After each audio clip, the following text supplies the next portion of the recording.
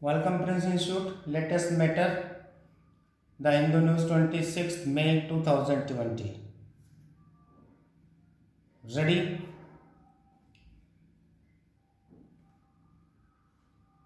Start.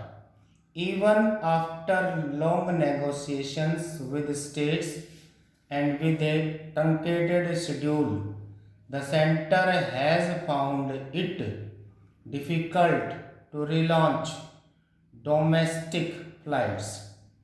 Several were cancelled on the first day. Services were resumed after being frozen on March 25. Some chief ministers, notably Uddhav Thackeray in Maharashtra and Edapadi Palaniswamy in Tamil Nadu, expressed apprehension about a premature resumption of civil aviation as the spread of COVID-1 in unrelenting and quarantine monitoring has its limits.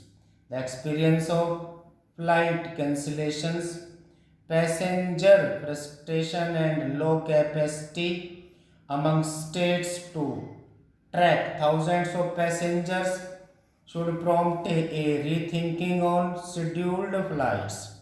Access to emergency air travel in a large country is a legitimate expectation, and a targeted program run efficiently can meet that need without induced demand produced by commercial flights. Going back to the drawing board to craft a plan for emergency travel using documentation and aggregation of such passengers may be the short term option. The risk associated with domestic aviation have multiplied due to early missteps in several steps. Mass gatherings, political events, and consumer crowding for panic buying have resulted in major transmission clusters.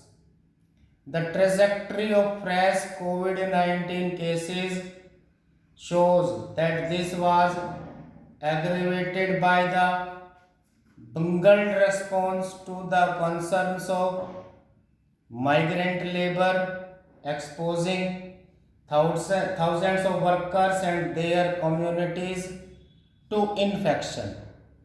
Understandably, states which have denied the presence of community transmission wanted to reduce the pace at which they must monitor newly arriving individuals. Enabling scheduled travel through national policy, whether by air or rail, could be seen as a reasonable effort only when state governments are fully prepared and adopt a uniform code of practice. Within the lockdown, the virus crisis has snowballed only in states such as Maharashtra, Tamil Nadu, and Gujarat, and in Delhi, but that picture could change with the operation of daily flights. A couple of hundred scheduled trains from June 1 and the large number of promised Shramik special trains for migrant workers.